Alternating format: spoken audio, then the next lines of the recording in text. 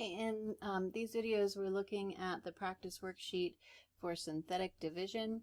In the previous two videos we worked through numbers 1 through 9, so now we're on problem number 10, where we want to use synthetic division to write the original polynomial in both standard form and factored form, and then sketch the graph.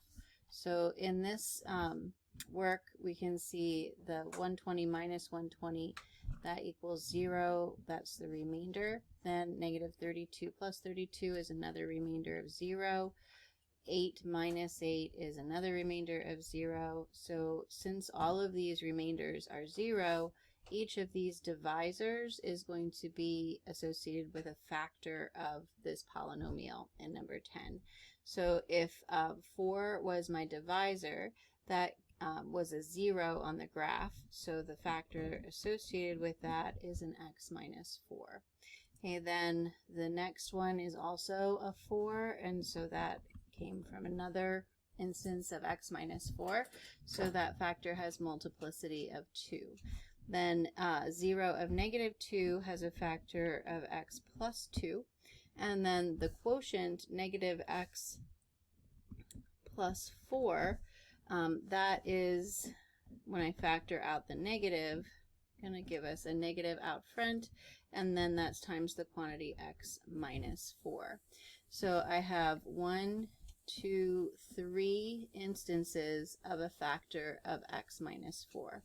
So my factored form for this polynomial is going to be a factor of x plus 2 with no multiplicity, and then a factor of x minus 4 with multiplicity of 3.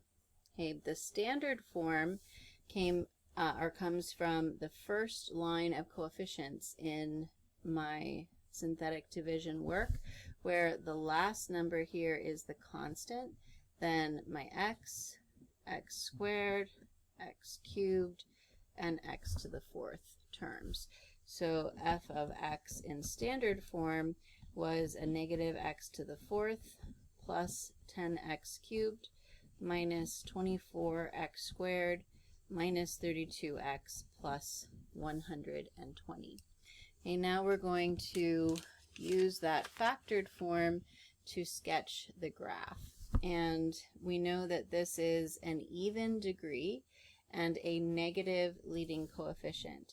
So negative leading coefficient, even degree.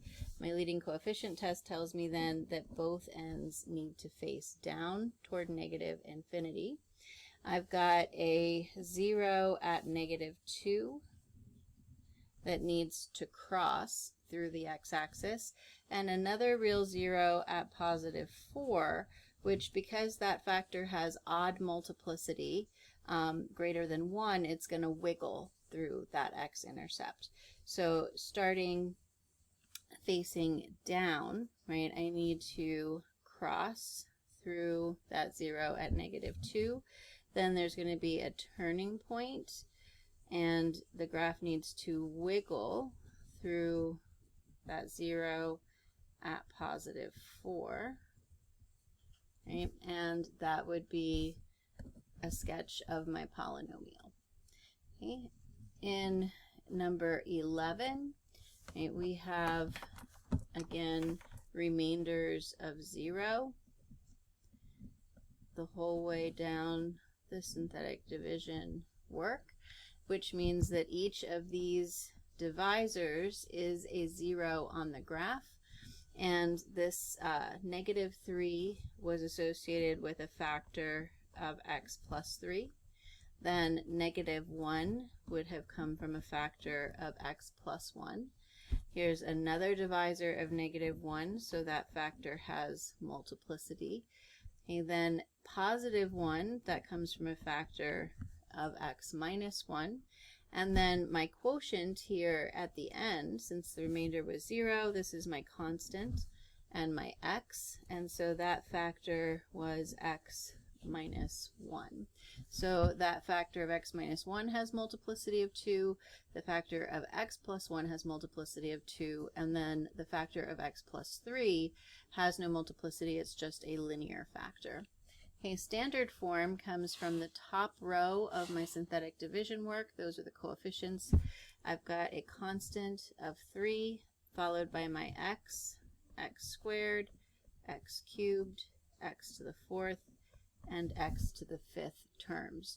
So standard form would be 1x to the 5th plus 3x to the 4 minus 2x to the 3rd minus 6x squared plus x plus 3. That would be standard form.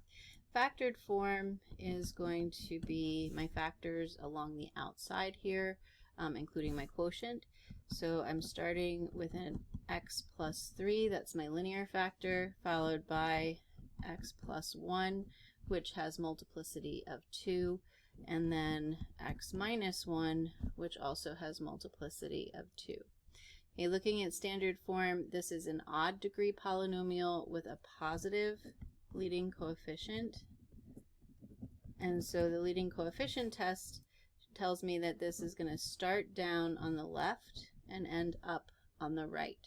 So plotting those x-intercepts at -3, at -1, and then at +1, and I know that the two that have multiplicity that's even will have to bounce through their zeros, but this linear factor is just going to cross at -3. So starting down, we're going to be increasing straight through -3. Then we have a turning point so that we can bounce off of this x-intercept at -1. Then we're going to need another turning point so that we can bounce again at x equals +1, and then off to positive infinity so that we have the right end behavior. So this would be the graph associated with x to the 5th plus 3x to the 4th minus 2x cubed minus 6x squared plus x plus 3.